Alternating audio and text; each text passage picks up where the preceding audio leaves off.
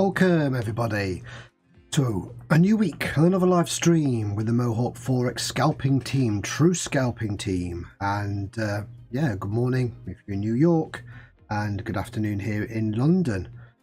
And interesting afternoon, one of our favorites, because we've got some good news to trade. As you can see, we're on US-30 already, and as you can see, we're looking for the durable goods news result, which is coming up in about 8-9 minutes time. Then we shall trade the NY New York Open.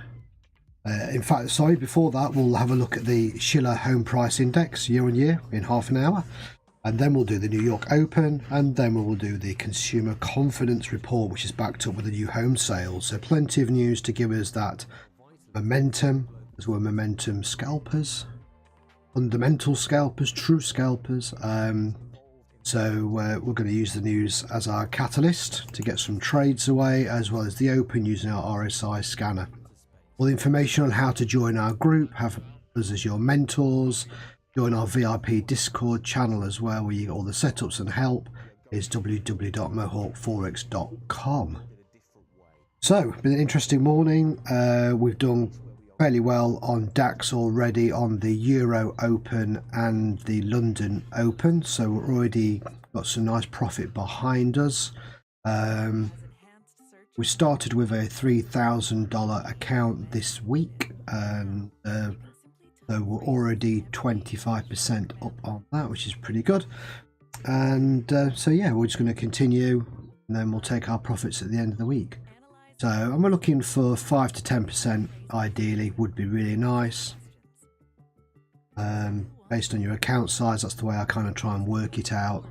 It doesn't matter if you've got $50, 500 or 5,000. I always try and aim for 5 to 10% return on the investment on my scalping on a daily basis, if I can. Depends how the market feels. If we can get away 20 to 30 trades, then usually we can do that. But DAX was good this morning, was a bang on the Open.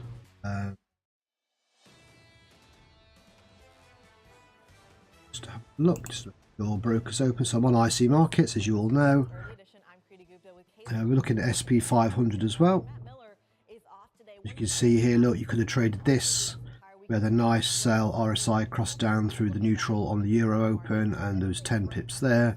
Now London Open, we had pretty much the same thing. We had a reversal on the RSI and a drop through our neutral, so there was another 10 pips. So there's 20 pips even on SP 500 trading in London, which is not best session to do, but we had this nice big bear move. We had a bear signal kind of like an hour before the Euro Open that you could have got in on, then got out on our blue support zone, and then broke through for the both Opens. So pretty good session, even on you know, something you don't necessarily trade. You know, we usually most trade 530 on in the New York session, but it doesn't have to be. If the move's there, the move's there. So that was a nice little setup. So if those of you who use smaller accounts, $50 and above, then obviously you can trade the US 500 where you can on IC markets.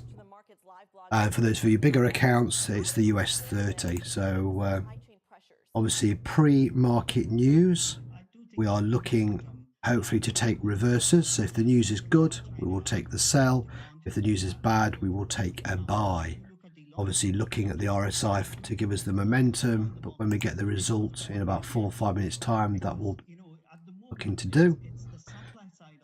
The markets seem to have come back to how they were. You know, they've kind of accepted the Ukraine-Russia wars continuing, inflation, the Fed, you know, with the interest rate heights, everything's kind of been accepted now and been priced in the market. The only thing that disrupted the markets was obviously Elon Musk buying Twitter, and we actually got some nice wins on the NAS last night. As it was announced, we jumped in on the NAS, and I think we made about $300–400 on that. So thank you, Elon, for that, and good luck. But it just happens again, if you see these news events and you can jump onto a trade and see the move, it was going to be a bullish move on the NAS, and it was. You know, that's just a bonus trade, a bonus fundamental trade. Like I say, we're looking at durable goods, and you click on, you know, month on month, any of these really will tell you the same scenario. But obviously a higher than expected figure is good for the dollar and a negative is bad. Obviously, as it's pre-market, usually US-30 goes reverse. Not always, and we'll wait for confirmation before we do that. And then it will end up going the way, usually around the time of New York Open. So nice, easy, steady scalping. So we've already never encountered. Sorry.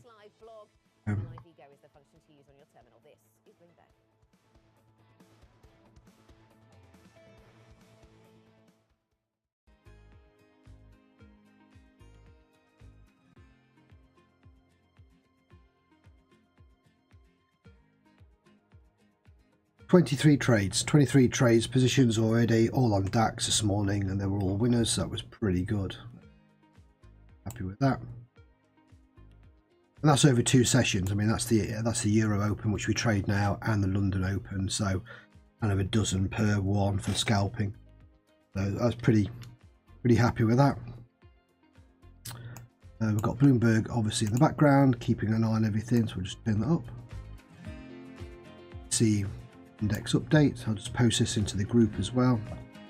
So we can see where we are. Things NAS still pushing up higher, as you can see, over %.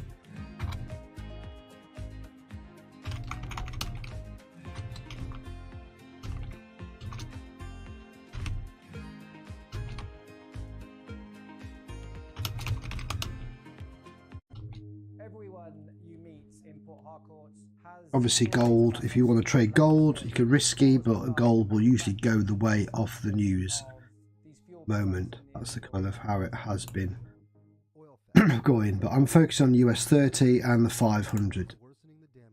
That's what people request for me to look at. So nice little move out of the zone on 500 look already. You can see. Just go for 10, don't be greedy. There's plenty of trades. When you're doing 20, 30, 40 trades a day, you don't need to be in the trades a long time. That's the whole point of true scalping. Not here to hold, we're here to win and get out. What's wrong with that? Do it multiple times. You know, some people are comfortable holding, some people aren't. You know, so let's focus on the calendar. Enough. So we've got 50 seconds, we're just counting down.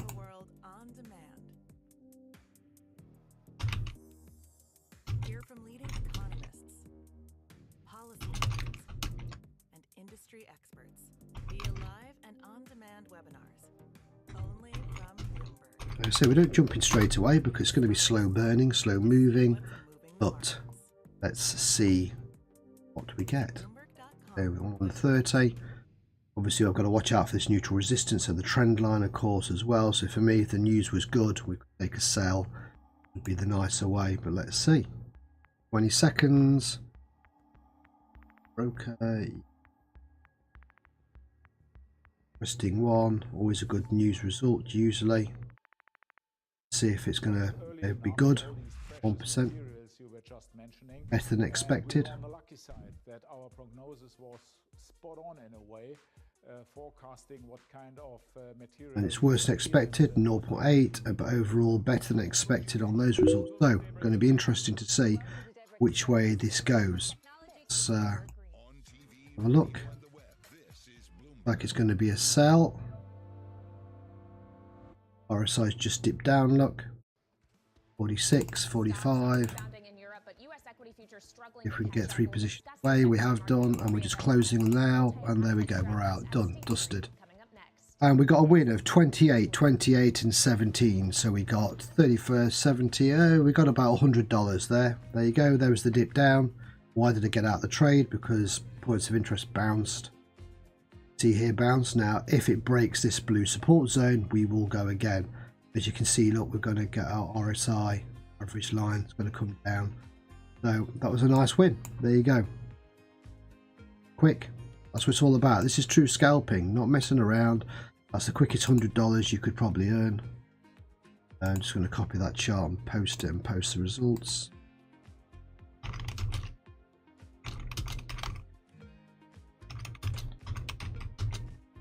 So overall, you've got to say was better than expected, with 2 greens, 1 red, and it's only 0.8 as opposed to 1. So that's why, no doubt, the sell. Then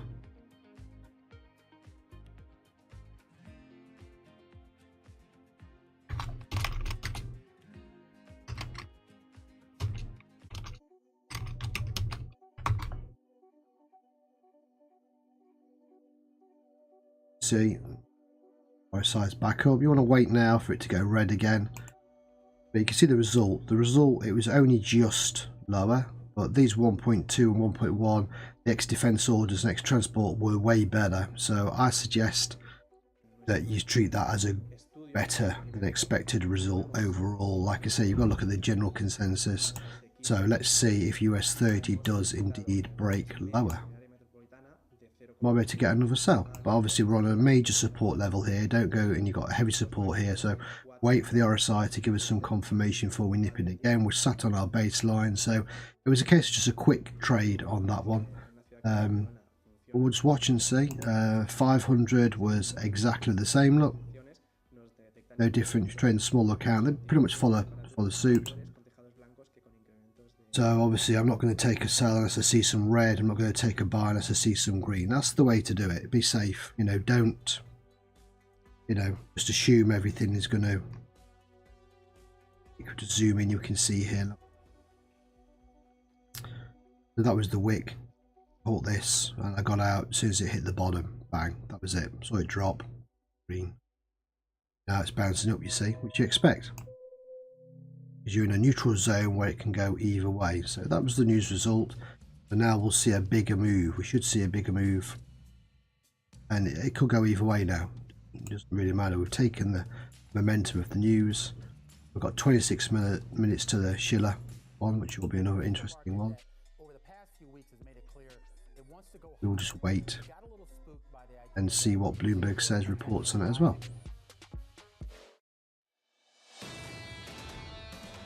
Have a listen in while we watch. No move yet. See? This is Bloomberg Surveillance Early Edition. Here's what you need to know. In China, the government's taking more steps to reassure investors nervous about growth and COVID lockdowns. The central bank pledged to support the economy through targeted financing for small businesses. Plus, it promised a quick resolution of the ongoing crackdown on technology firms. Russia's Foreign Minister Sergei Lavrov warns that there's a serious danger of nuclear conflict. Lavrov told Russian TV the risk cannot be underestimated. He also said that peace talks with Ukraine's negotiating team would continue. And a big week for earnings. We've heard how European banks, UBS and HSBC, are navigating the market turmoil. And now that the Twitter deal is done, we will hear from other tech names: Apple, Amazon and Alphabet. I'm Anna Edwards in London with Chrissy Gupta and Kaylee Lyons over in New York. Matt Miller is off today. And Chrissy, as we head towards the European session, today feels like we're in a bit of a holding pattern after yesterday's quick about-face in markets. A whole new theme, or a seemingly new theme, or back to maybe a theme we should have been playing for a while but had forgotten. Yeah, it kind of seems like that. At least here in the States, it seems like a little bit of a risk-off move, but to your point, a marginal one at that. And this no is move yet. See, look, still ranging. 0.3%. You have the 10-year yield getting a little bit, or 10-year note, should I say, getting a little bit more of a bid. 3 basis points lower, but remember, just 3 basis points this early in the trading session, even in the pre-market, is a big deal. Remember, we've seen moves of 10, 11 basis points. So we're really going to keep our eye on that. Crude, of course, down 1%. But once again, compared to the volatility that we've seen lately in the oil market, a 1% drop isn't that bad, just given the context that we're in, talking about supply chain, talking about demand. So we're going to keep an eye on that volatility. But to me, and Matt Miller would be very proud of me for saying this, Bitcoin, very important asset to watch because it's actually up 0.8%. But once again, put it in context of the volatility. A normal move for Bitcoin on any given day, a 1 standard deviation move, if you want to get nerdy, is about 4%.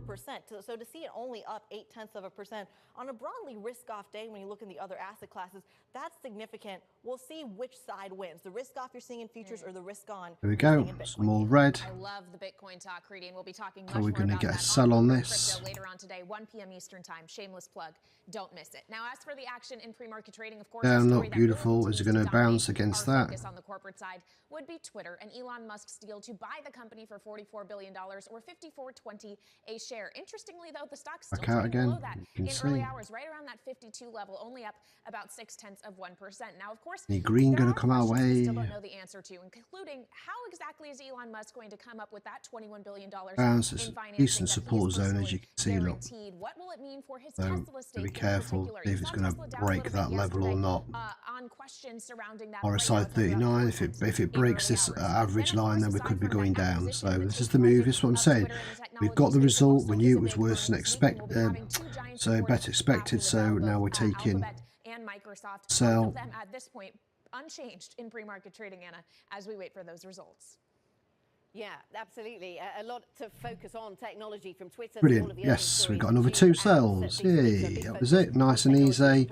And we got another £30. We got another $45 on that. But really, we're playing a little bit of catch up with the better mood that we saw on Wall Street yesterday, and some of that So, was provoked by that Twitter news, and so we shouldn't skirt over that. Kaylee, that was a big focus. Very good. Just jumping in here, then the Brent crude the Brent crude price as well, down by 0.7%. So not the size of moves we were seeing yesterday, but we are continuing to see a little bit of RSI's now, is it going to break? If it breaks this level, we can be in for more sales. This is the move we've been waiting for.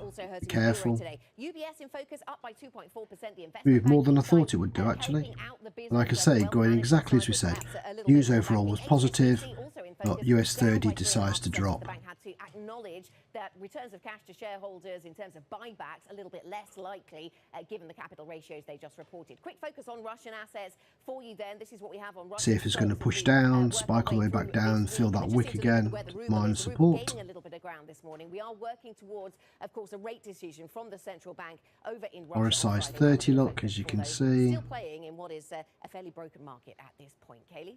Yeah, a lot of questions surrounding the Russian market, Anna. Let's get more on these markets with Maria Weitmana, Senior Multi-Asset Strategist at State Street Global Markets, joining us from Milan, Italy. So, Maria, as Anna was just detailing, we have major questions around Russia and the war in Ukraine. We have questions now about growth we get China, there. the tightening of monetary Oh, we got another 20. We got a 0. We got a break even. We got 13.80, and we got so we got another $30. Again, nothing wrong with that. Just for quite a few years, and for me, actually got a sell on DAX as well. Absolutely, two key drivers over long term for So look. performance. One is how high interest rates can go, and right now central banks are faced with big inflation problem, and we have RSI 30. Just wait now. Here you go. See if it's going to have the break. Look, RSI 25. If it goes oversold, obviously we can go in again. Not to go too crazy, like I say, because we're smashing it today already. And we've got plenty of other things to trade. So watch this support level. Don't jump in yet because it's going to bounce. We're going to wait for the break of this level and also RSI dipping into our below 25 zone. But that was good. I'm happy that the manipulation in the news is back. Hallelujah. We've waited. We've waited enough for this kind of thing to happen. 500 is following suit. Look, the only thing with 500 is you're on heavy support, so watch out for that. Don't take a trade yet on that. Wait, you need that level to break. On the 30, see, more to get some more. But this is great because I say, well, we're used to so long for US-30 going the opposite way to the news results, and then during, you know, all the kind of rushing, it all went crazy and we weren't winning and we just stopped trading it like that. And now we're back to it by the looks of it. So this means hopefully we might be able to take buyers on the open, but we'll go with the RSI again. You know, we've got the Schiller Home News coming up in 20 minutes. Yeah, this is looking good. It's one of that mine support to be out the way. And since the start of the reporting season, I mean, we only had like a couple weeks of it, but earnings estimates have been, and particularly margins estimates, have been fairly reliable. So margins have been fairly flat in most of the countries. So Europe is really one place where we're seeing weakness, and I suspect that's a lot to be attributed to the war in Ukraine. So supply chains are disrupted, and European companies are likely to see This is what we want. increase in commodity prices. So I hope some of the other team, the guys in the team got some. Here we go. Look, we're going over. Sold now. If we look broader, like See if there's any more on this. Latin Americas and kind of commodity-rich areas, Pacific ex-Japan, so margins there actually seem to be quite. Hey, and we got another 20. Oh, we've got 9.70. Yeah, we've got another $25. Another $25 just jumped in on that. Again, I don't mess around. I can hold. The more you hold, the more risk. I'm just taking the trades. Just increasing the balance slowly. You know, 25 here, 30 there. That's all you need to do. And that could be 25 cents, 30 cents. It's all to do. It's, like I say, the account size is almost irrelevant at this stage. It's learning the technique. And then you can times 10 your account times 5, but trade the same way. And I trade with 0.5 lots, just, you know, and I don't really change the lot sizes ever. Once I've got my account up to a certain level, I don't need to risk anymore or be greedy, because I do enough trades to get what I need to get out of the market. So here we go. Look, is this going to break now? This is the key level. Just wait for the break. Then obviously we're coming down. A lot of space here. Could get the reversal, the king cup, you mean? So wait for that. If we get a nice V. These V patterns on the RSI, look, I love to trade. You know, look at that. Sell there, sell there, sell there, sell there, you know. Sell here. Buy here. I love studying the pattern of it. RSI. Got 2 minutes left on this candle. So let's see if it's going to be a continuation or whether we're going to be coming back up.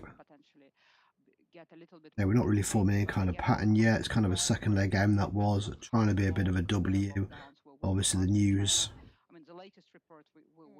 Got 15 minutes till the next news.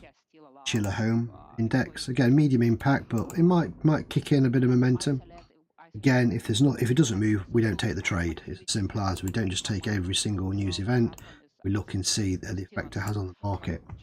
So as you can see, again, it's a higher than expected result. It's positive for the dollar. Again, vice versa. So it's looking to be around about as expected. It could be a no trade. But let's see. Wait for the result. This is from previous months, obviously February. The big one's going to be the consumer confidence and the open. We'll just focus. Got 1 minute left on this candle. As you can see, look, it's just hanging around. It's wicked up and support. Don't rush in. Took that little trade as we broke the level and went red. That's where you want to get in first, especially when it goes bright red on the RSI. Or we enter oversold, a bit of momentum to the downside, a continuation trade, as we say. So that's kind of, for us, has always been kind of bastion of stronger earnings. That's probably still true, and we're particularly attracted by the fact of, like, you can see it's just curling up a little bit. So again, don't want to be rushing in yet. We've got 30 seconds left on this candle. In the current world, where I mean, there is hugely uncertain and kind of lots of kind of pressures coming from tighter policy. Full potential here. Really strong advantage technology company. Want to see it move down and break on the candle. 15 seconds. RSI's 23. Once it gets down to that, if it gets down to that low level, then we look first at. You can see it's sat on the support now. Go, and there's the blue zone. So that's why you don't take sell, because Axe Systems come on and told us here that that is now support zone, which we knew anyway.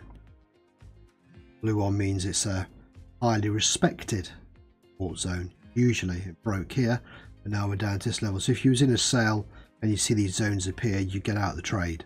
That's it. If they stick, this breaks now, we know we're good to go down below. But as these appear, as you saw it appear on the chart, that is the end of the sell. If you were holding a sell for whatever reason and you saw this zone, you know then that's it, because you re-enter. You know, take your profit, don't risk it reversing on you and eating away your profits. Let it break and then go back in again. So we could get a break, we could get a bounce. This is why you just sit and watch.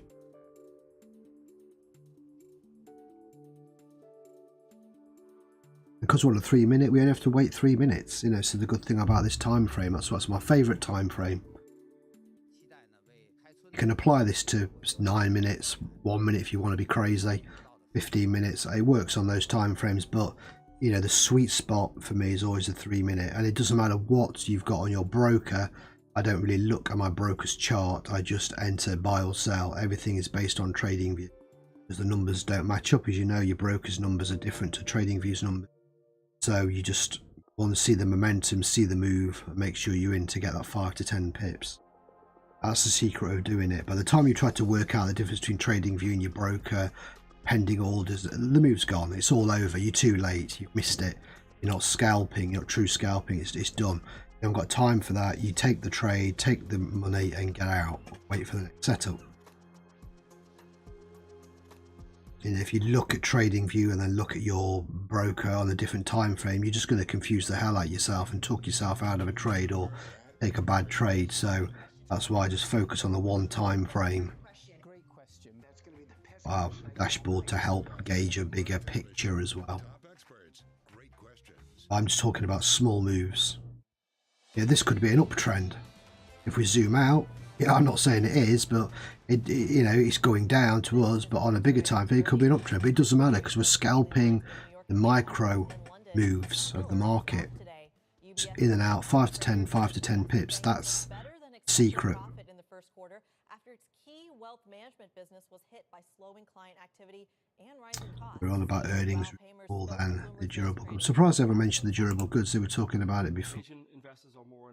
As you can see, look, see, it's holding now. So if you was in a sell there, you'd be like, yeah, you've got to make the decision whether to hold it in case it does break, or whether you think, no, I'll just take what I've got and get out. As you can see, look, RSI is turning up now. Doesn't mean it's a buy, but it also means it's not a sell at the moment. We usually get a kind of a range anyway, and like I said, look, the 500 pretty much the same. If you got that sell on the news, then you were perfect, and then heavy support, you've got to then just end the trade, wait for the next move. In your view, what is the biggest threat to the rest of the year? Dropping back down, looks, it could break. We've got 2 minutes on the next candle. We'll just get rid of it. I hovered over the sell, you know, and just being optimistic about it. This is all from that, from the news, you know, at the end of the day. The news was the catalyst. We've got the next news coming up in 10 minutes, so as it gets closer to a news event, I tend not to jump into a trade.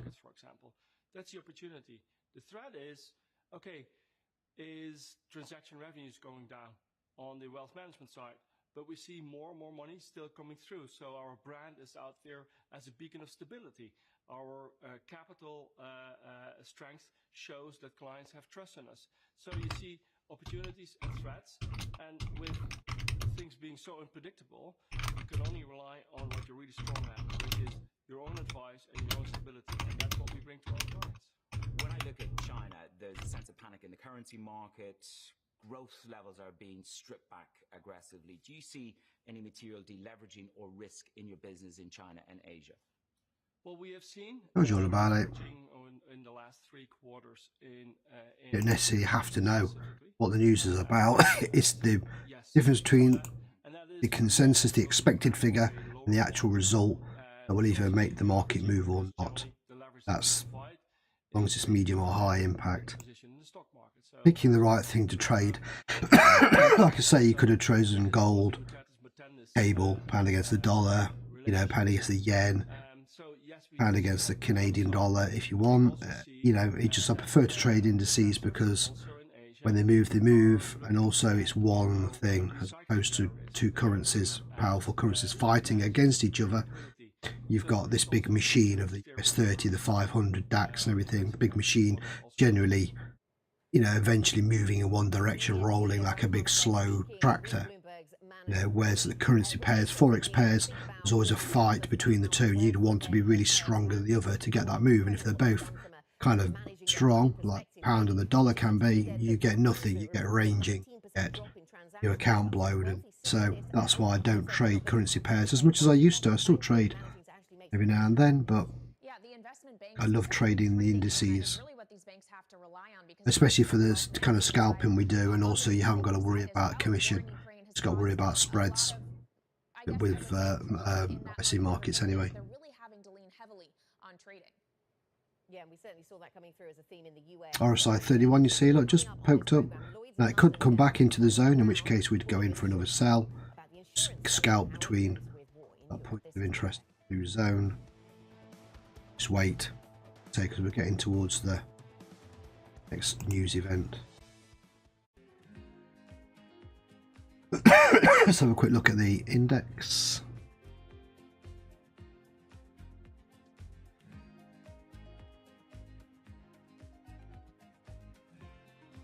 See where we're at.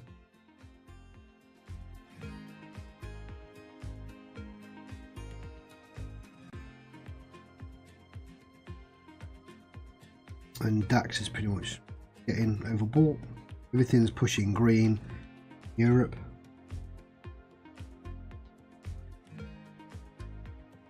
Like I say, look, just running out of steam now. Small candles, small moves, been powerful. Another catalyst. See now it's pretty much the same as Europe. Everything's heading towards the green, is in green territory, heading higher. Risconde, they say. And this is one of the reasons Japan offering 6 trillion yen help market. So kind of positivity helps move European and American market. We've run out of steam. You can see here, look, there's some big moves. The news, bang, bang, bang, big, nice big candles, and then the market's gone at stall. Okay, we need another little catalyst, something else to fire us off again. Could be this year the news. No, it has worked previously. I don't know on this result. And then obviously the market will be waiting for the open. Consumer confidence. And backed up with home sales. But they're actually higher impact. I mean, some specs say this is high impact, some don't. But obviously I think altogether, see. No more trades on. I've got no positions open. So we did 1, 2, 3, 4, 6, 7, 10. We did 10 positions, 8 on US-30, 2 on DAX. So we got all winners. One that was 0 was a break even. Just didn't exit. Pushing up, you see, but again, I wouldn't be tempted to take a buy. You're close to levels. You know, why risk it? Just wait, because this could just hit this blue zone and then decide to come down on us again. Go for the sell. So people were talking about that all day yesterday. I'm waiting this game, even on a 3-minute time frame.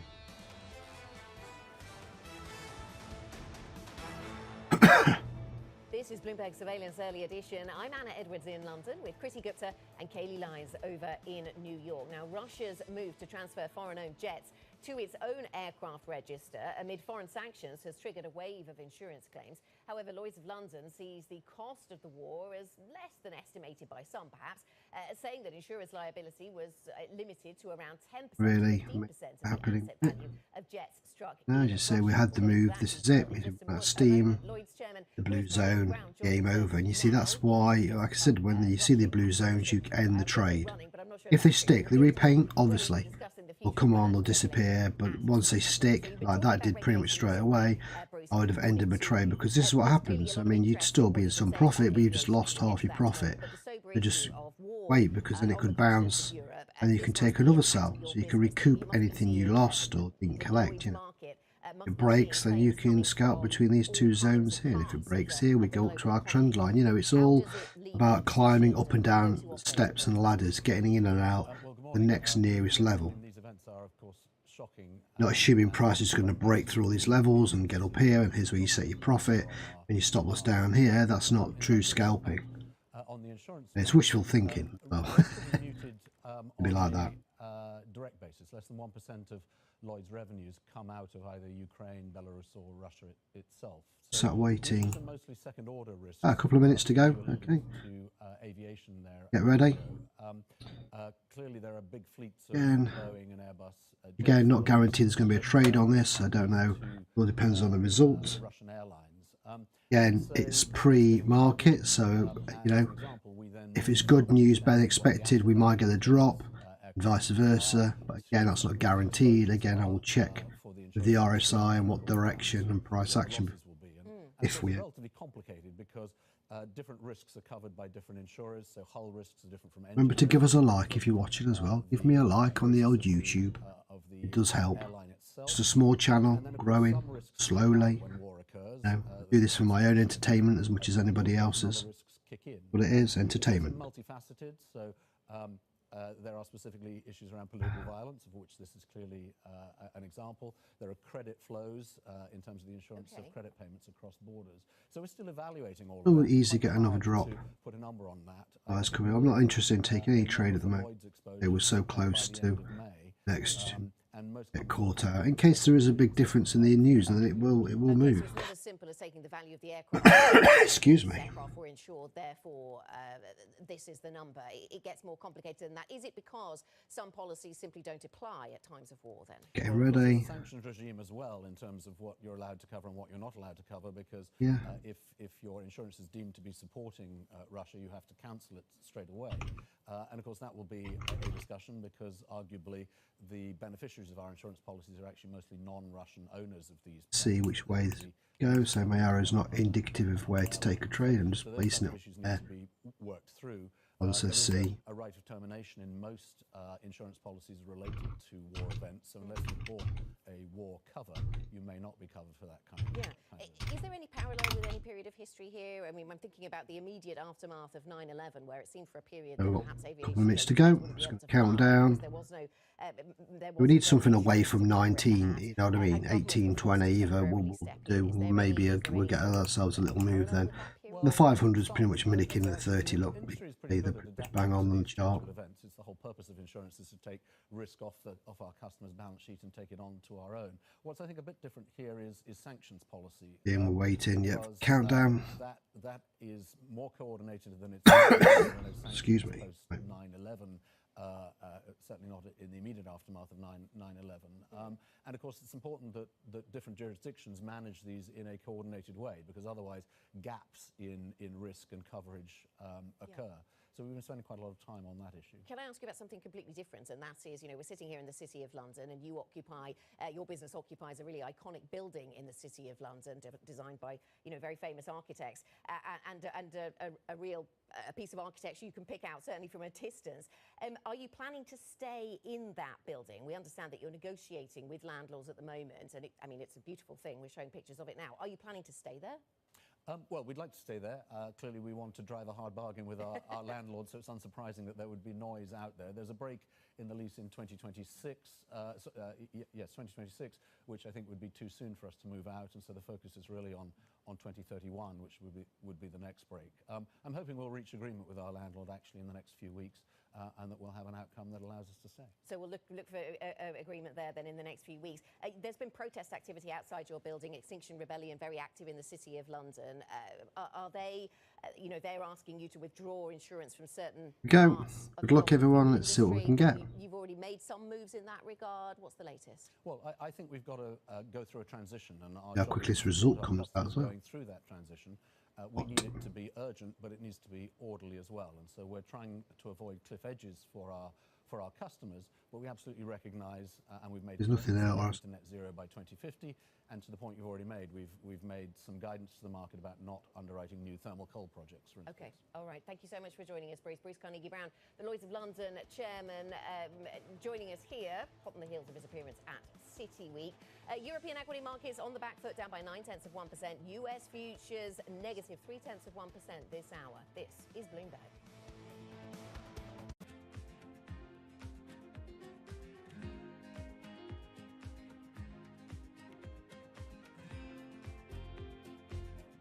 There we go. So better than expected. This is 20.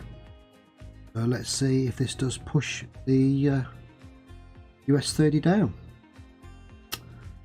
Let's have a look. Let's wait for the move. You can see, look, it's just edging down.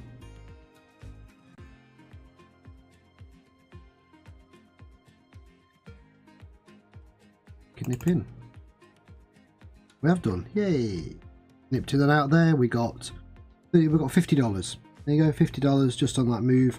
I was conscious of the RSI hitting the average line and bouncing. I'll go again.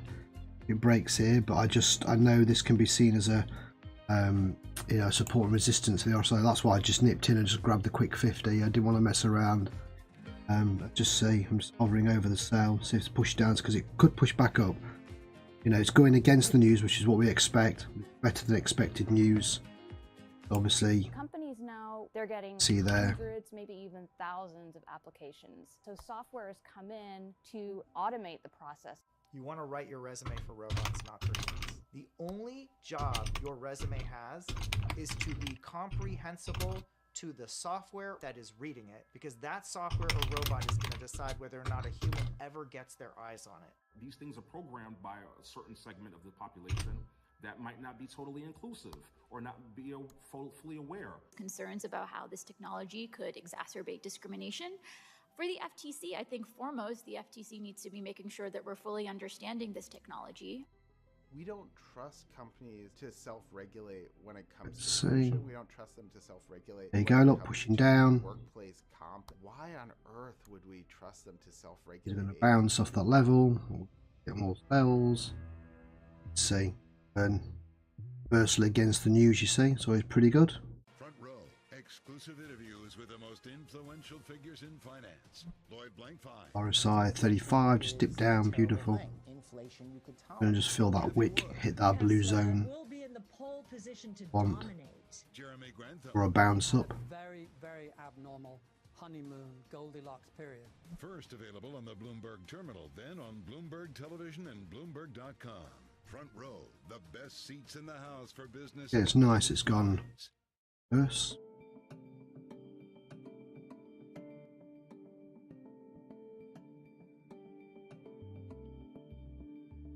We should get a bounce off this level here, but at least we can mark this as a sell going against the news. So I'm not going in position to open now. Just looking at those ones. I'm just waiting to see if this breaks. I'll go again, but that was the on that. Pretty good. We saw nothing organic in the economy that was going to bring down inflation, so that means that the Fed needs to fight inflation. The impact of high inflation on real income will start to be a bit more visible. Really, the trajectory for growth is what's going to dictate if the Fed's going to be able to continue to raise rates aggressively. We've been recalibrating Fed expectations all year long. We have to be very careful, right? All the cyclical dynamics we're seeing are pretty much unprecedented. By 33, going to push down a little bit more. Wait for the open next. Live from New York City for our audience worldwide. Good morning, good morning. This good is morning, Jonathan. Surveillance on TV and radio alongside Tom Keane and Lisa Abramowitz. I'm Jonathan Ferro. Equity futures on the S&P, negative 0.2% on the S&P. TK, what a big day for big tech. Big day for big tech. We're going to get there. First of all, I got to tweet out, John, because I'm getting my tweets out before the wall of ads come in. It's a big day, and I'm sorry, Microsoft, we love to talk about Apple, Twitter, Google, all the other razzmatazz, Netflix. John, do we talk enough about Microsoft? No, and it's a heavyweight on that particular index on the S&P and the Nasdaq too. Waiting, holds, seeing if it's going to break this level. Leading away in the transfer. That's what you got to do. I got that initial sell, just going to saw the move. There's going to be a little move, and then you just wait and see if there is the bigger move. You know, if you was in a sell and you see the RSI kick up, you obviously get out of the trade and then take the next position. You know what I mean? And you end it at the loss. You end at the loss. It's cool. You get it back on the next trade. Tom, what those earnings actually look like, and whether that's a factor in accepting that offer from Elon Musk for $54.20, given what happened with Netflix just last week. Scott Kessler's to be with us here. That was a good one to say that with a Schiller, nothing, not a real major kind of news event. Hey Lisa, we've got a price. It just we've got an agreement on a price of $54.20. Down. What I told you is to be 20. So if you're trading gold, you might have gone for a buy on that. A bit more time on that instead of thinking about the future of what this company looks like with Elon Musk. I completely agree, especially because shareholders have to sign off on it.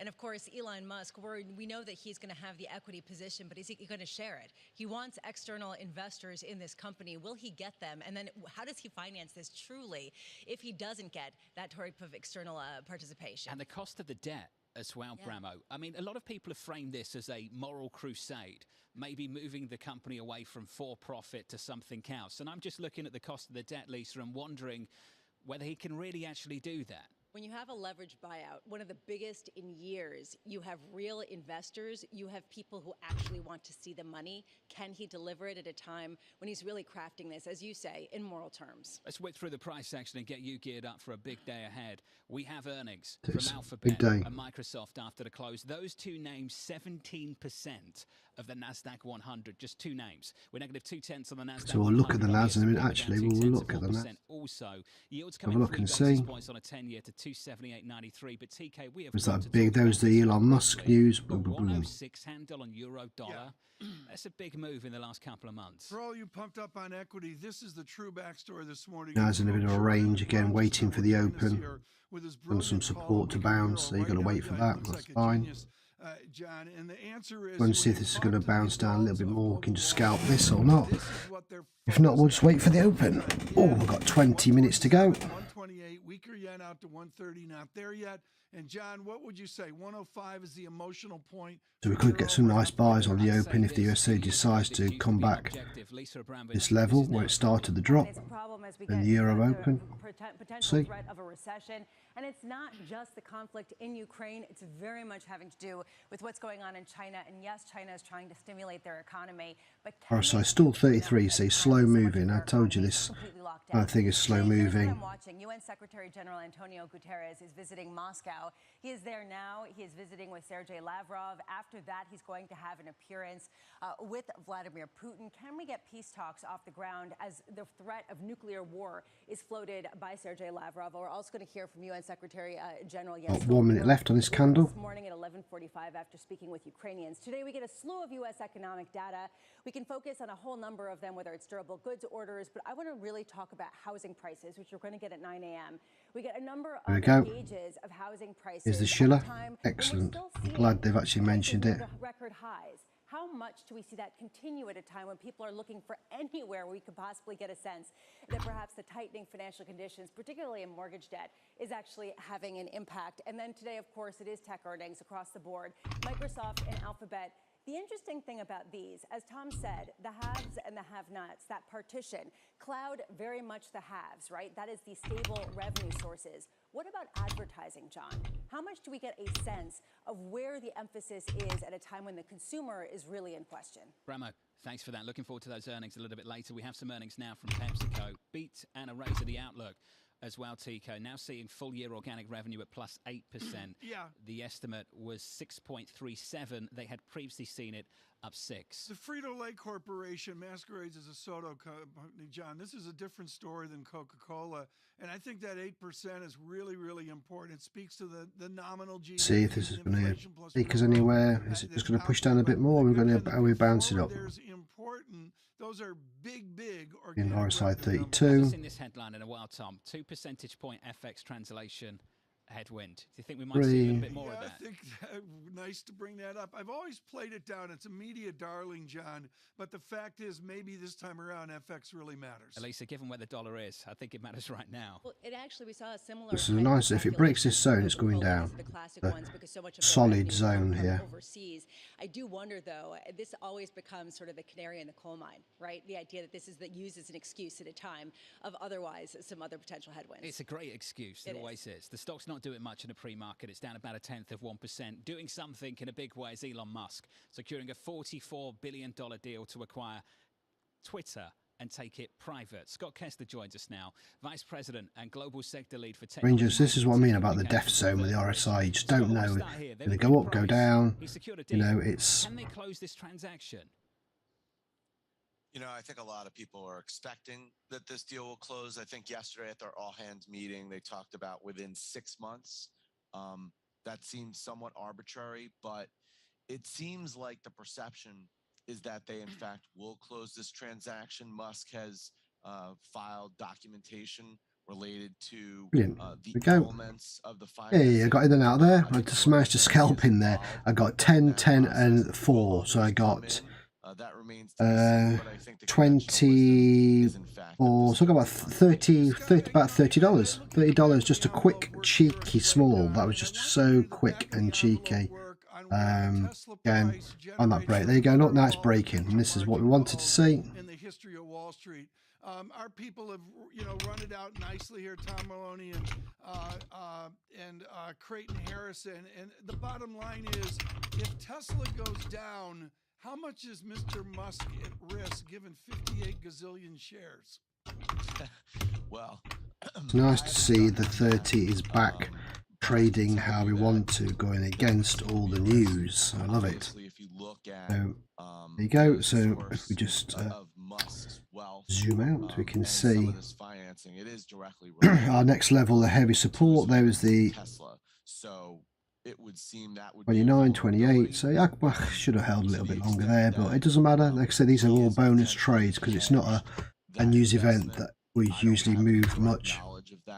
So it doesn't matter. I could have held a bit more. We're well up. Don't think about FOMO. It's going to push to. There's a nice trend line as well. Look at that. And now we've got a break below. That's nice. On the old RSI in the 25 zone. That's pretty good. I do wonder though how much Twitter is See actually. if that's going to push down. Have a sense of how much. Got to be careful. We're 15 minutes away from the open. Took this deal and ran because it was probably the best deal they could have gotten. Yeah, that's a topic that I think if that pushes back in, it's pretty good. Quite as much. Again, we're well up for the day now. When this whole process More than hit our daily TP already without the other news and the open coming. So let's just see if this is going to push down. We've got a nice gap here. Look. Hey, this is the beginning of a process. Twitter's board is now obligated to engage with advisors. So just going to click into that zone again. Third parties about their potential interests.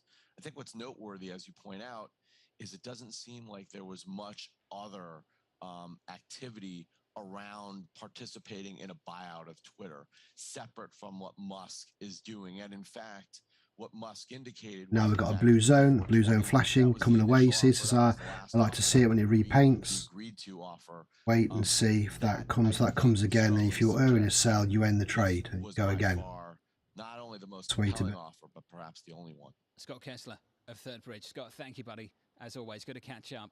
Jeff Bezos maybe with the tweet of the last 24 hours. He put this out yesterday evening. Interesting question. Did the Chinese government just gain a bit of leverage over the town square? And I think this is going to be fascinating, Lisa, given Tesla's dependence on the Chinese market right now, just how that plays out when it comes to Twitter. It's a fascinating point, especially as we talk about the new town square being a public company now. If it appears again, then if obviously you're in a trade, you wait and see.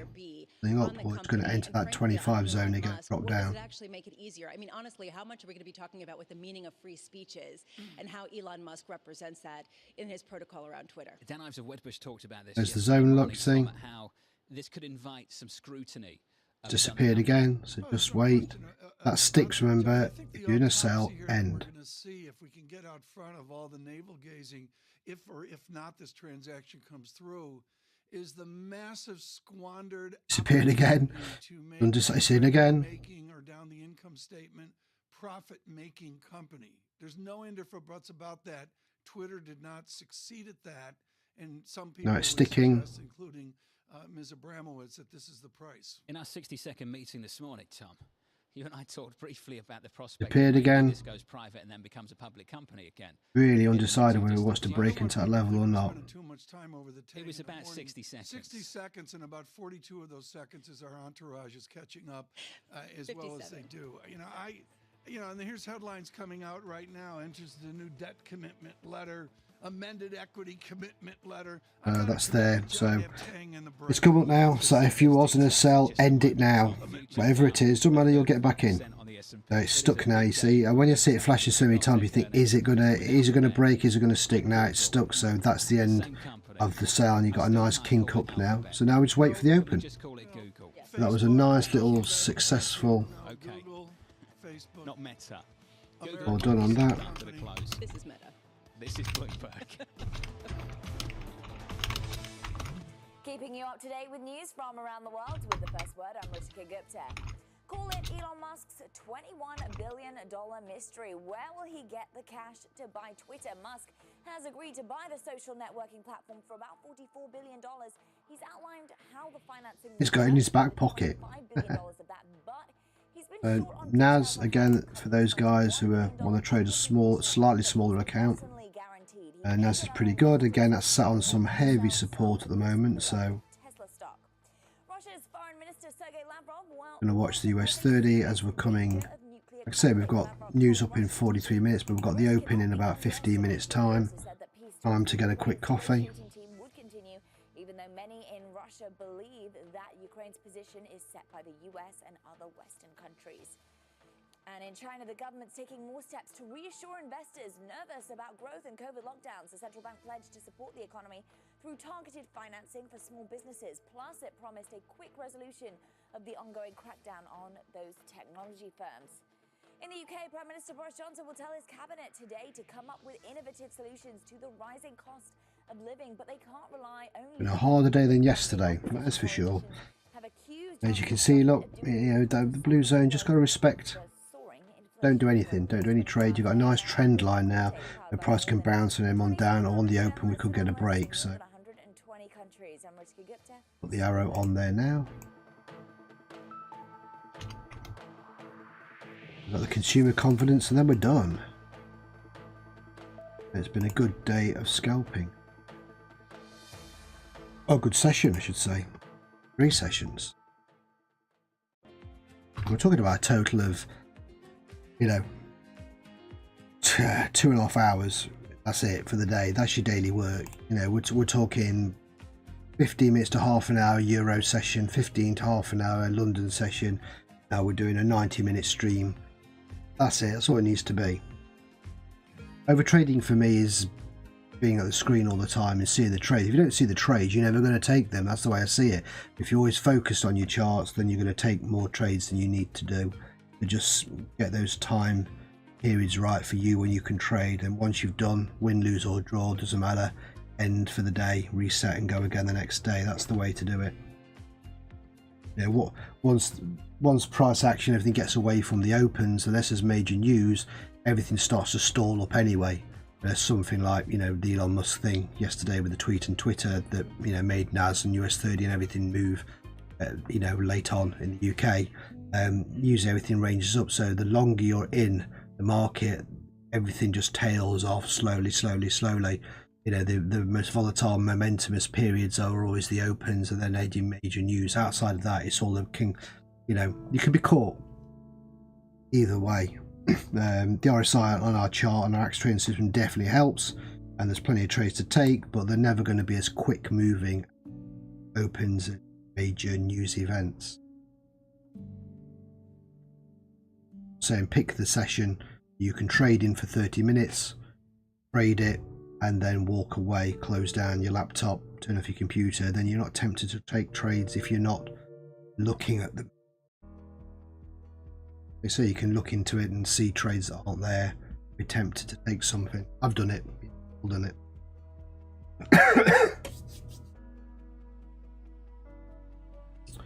So far we had a good day. You can see now, I can say what this consumer confidence and the home news. Consumer confidence, just again a usual higher than expected figure, good for the dollar. Vice versa, it's looking at being higher. Consumer confidence looking to be improving. You know, see, it's low or compared to what it was, but it's against a lot of bad news. And the new home sales will also show confidence in the market if people are buying new homes or not. Yeah, and that's expected to be a higher figure. So it's all expected to be positive, and you can see here from -2 to 0.5. So if all 3 events are all green, then obviously we'll look to take some buys. Have some environmental advocates questioning the realism and sincerity of those green ambitions and those of its two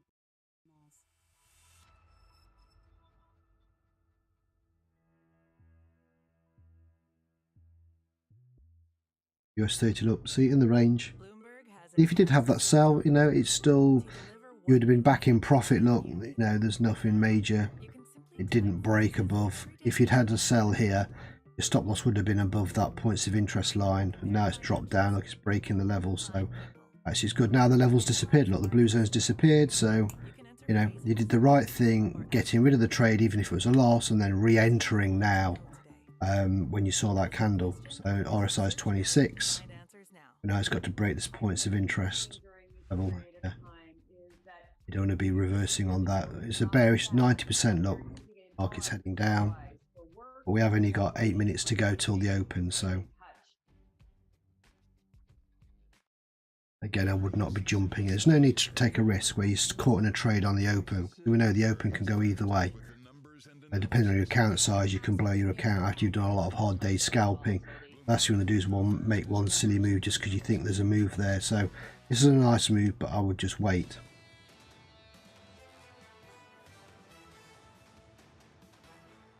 It's very important to do everything possible to support all countries around the world in relation to the food, in relation to energy, and in relation to finance. So these are also very deep interests that I have in the present moment to do everything possible to end the war. Yeah, just saying, let's see if US-30 ends up being a buy on the open. Again, as much as I'm tempted to take a sell here, I would just wait now. You're just so close to the open, there's just no need to risk it. And you're around support level.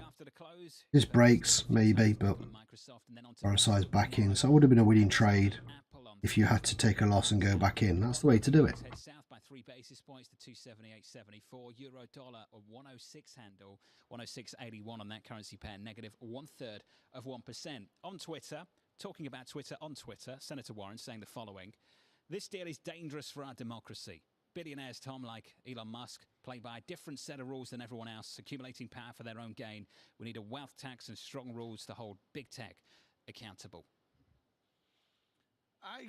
John, you know, you're lost for words. I'm lost for words here because I think so much is fluid, and I like what you said 19 minutes ago. Can we assume this deal is done? And I'm not really sure we can do that. We can assume he's secured a deal with the board, Tom. I don't think we can assume that that deal closes. Yeah. You never can. Ultimately, can you? You've got to wait. Anybody who knows the margin call math of the price of Tesla, if it went down where Mr. Musk would be in trouble, let me know what that number is. I'm trying to work through the math right now. Right now, working through the math in Washington. Joe Matthew joins us for a Washington brief this morning. He will always be the general, the Secretary of Defense, Mr. Austin. He is indicating, Joe Matthew, a change in tone by the Biden administration. So we're 5 minutes away, so just hold. Like I say, look at this. This is a good move. Again, I'm tempted, but it's just sat right on that level now. We just don't know. Had a lot of sell-offs, a bit of a range, bit of an attempted pullback, which didn't happen. News came out, lots of news, versing against it. Now, is this all going to push US-30 back up on the open, or we're going to see a continuation down to our heavy support zone, 33761 zone? Maybe. Who knows? I don't know. All I know is I like it when the RSI is away from the neutral zone when we get an open. We usually get a nice move, either, you know, a kink up like this where we can enter buys, you know, or continuation, drop straight down. When it's in the neutral zone, there's always that up down kind of, as you can see here, that can scare you and you think which direction, and you know, it's harder to judge. But when the RSI is away from the neutral and open, it's far easier to either trade that reversal or continuation. So this is looking at a good setup. Plus we've had some divergence up here. Look here, look. See there, look. You count 5, 1, 2, 3, 4, 5. So that's telling me there's a potential for a buy. Up in here, look at the last one. Was the hidden also then came in, so it was a continuation, and again Divergences are pretty good. Diplomatic corps, instead of having the president kind of lead the way on this, let's talk to Austin, by the way. 5 minutes to go.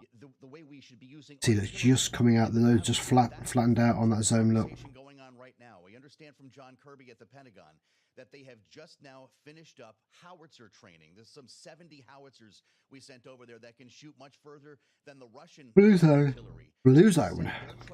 We're flashing, and like I say, once you see that again, you know it could be time to get out the trade. And that's the best way. Actually experienced that on a first-hand level. That conversation today in Germany will come back here to the United States. Then the politicians will do their work and try to put together a spending plan on Capitol Hill. Joe, will there be a meeting between Vladimir Putin and Joe Biden? I can't imagine this. Well, so Even today, with the Secretary General of the UN going to Moscow, there's a lot of skepticism, not a lot of love coming from Ukraine. They don't love this look of Vladimir Putin sitting down with people in front of cameras and being given the benefit of the doubt. To think that Joe Biden could meet even virtually with Vladimir Putin seems like a long shot. RSI 26. Is because Sergei Lavrov was talking about how it does look more likely that the Biden administration will hold talks with Vladimir Putin, that there is some daylight there. And it doesn't seem like that's the case from the administration side. And I'm wondering how we can interpret not only that, but also the comments about the nuclear threat coming out of the Kremlin. I think you can interpret that to mean that that was a pretty successful visit by Secretaries Blinken and Austin. Russia is on its heels right now. They know that this isn't going terribly well, and we've heard this refrain when it comes to this reference to, well, look, you know, we hate to see this might become a nuclear conflict, just to poke officials back here in the U.S., get them talking, get people wondering about what's going on. But the fact of the matter is, Vladimir Putin himself said talks were at a dead end weeks ago. So Mr. Lavrov may be having a conversation with himself right now. Joe, good to catch up, buddy. As always, Joe Matthew, thank you. Looking forward to Sound On Bloomberg Radio weekdays at 5 p.m. I do that a Eastern Time. You talk to yourself too, lot. Lisa. Of course, that's a sort of casualty of parenthood. Do you do that on this program as well? Sometimes, I don't know, you tell me. I feel like I'm doing that sometimes. GE, the ultimate boomer stock. Here it is. Adjusted EPS 24 cents, the estimate 20 cents. TK, I know you've got things to say.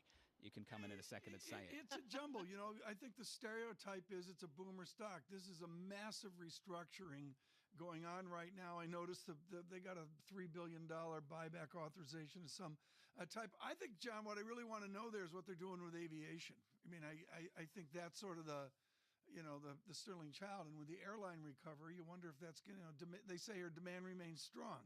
Monitoring China, though. Monitoring China. The aviation business, Lisa, managing China COVID uncertainty. And frankly, this is a huge question mark, not only because China was a huge source of demand for a lot of aircraft that seems to have fallen off a cliff because they are locked down, but also just how much our company is going to try to game out what a 3 handle on GDP in China would look like just for their businesses given the interconnectedness. Healthcare, order demand strong, monitoring China. Aviation, demand remains strong, monitoring China. Macro headwinds.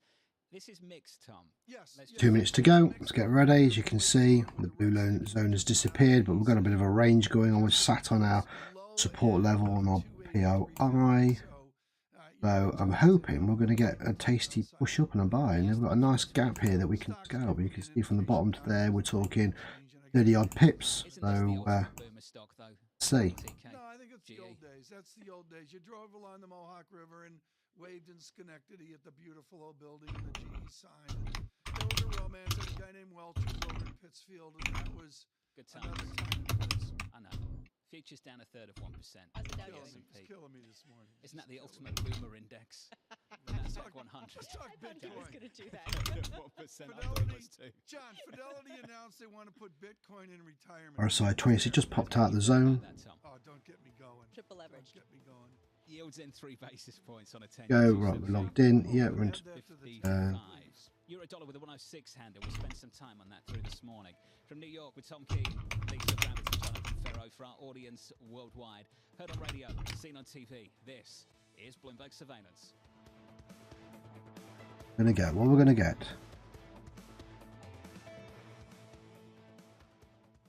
There it is. There's the push. It's like it's a nice push up at 29. Reversal. Reversing. Up anymore. Let's look. Continuation. RSI 24. See if we get a bounce. Pretty good. A continuation of a sell. Yep. Take both.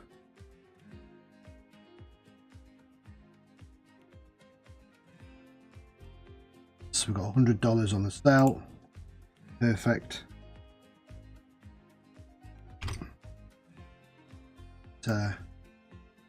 80. Yeah, we've got 100.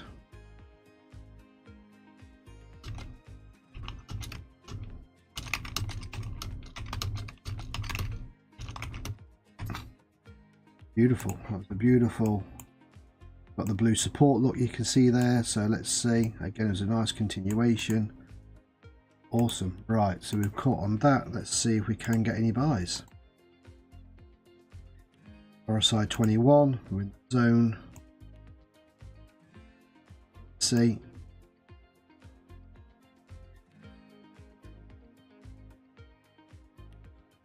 Might be able to get more sells yet as well while we're looking for the buy, waiting for the buys. I'm going to fill that wick.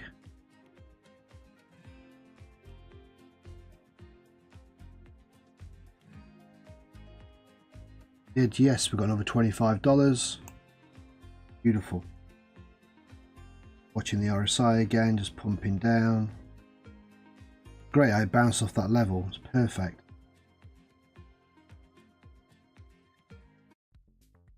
See it pump up now, look. Could be the drop. You might be thinking of stuff like this. Love that spike. There's an incoming revolution on the high seas that isn't quite as sexy, but could be significantly more impactful. Container shipping is the key component of global trade. About 80 or 90% of all the world's goods are transported at sea at some point. But there's a significant unseen cost to the modern era of global commerce. About 3% of all the world's CO2 emissions come from shipping. Brilliant. And we've got the buys as well, yes. Oh, we took two small losses, 591 and 244, but we've got 82 and 61. My God, we've got $200 on that buy. Oh my Lord, beautiful. I love trading the opens. Where can you make this kind of money in this space of time? Someone can tell me, I will go and do it tomorrow, but that's brilliant. So we got, just going to post that result. Hear from leading economists, policymakers, and industry experts via live and on-demand webinars. There's the pump up. There it is. Look, there it's going. You see, I told you, you bottomed out that heavy support zone. That's what you got to think of. Price, hit the heavy support.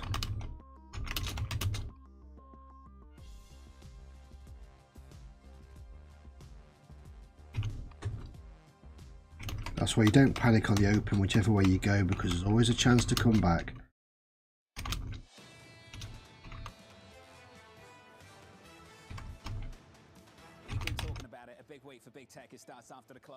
There it is, look at that. There's your drop in the MI open, there's your heavy support zone, look, thanks to the Axe trading system, and now we're looking at this. Pump up. I'll get my words out. The Russell down about 1/3 also. Thank you, Tom. Two names after the close. Let's talk about the performance month to date.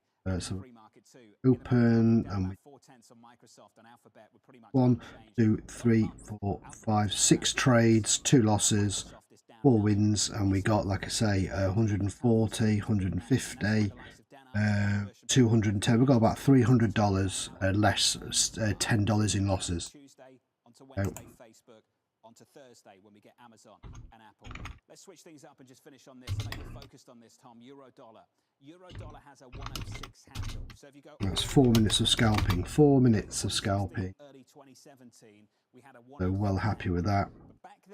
Wait and see now. You go reversal. No buys. No buys until you see the green. Don't jump in now. If you missed it, you missed it. Always another one tomorrow. And the plans for the ECB to take things a little bit more slowly into July. John, I really agree with that strongly, that this is a radically different point for the euro and frankly for everything else out there, particularly as you see renminbi, not much today, but 6.55 yuan. What's going to be interesting to me is the correlation is seen with euro yen.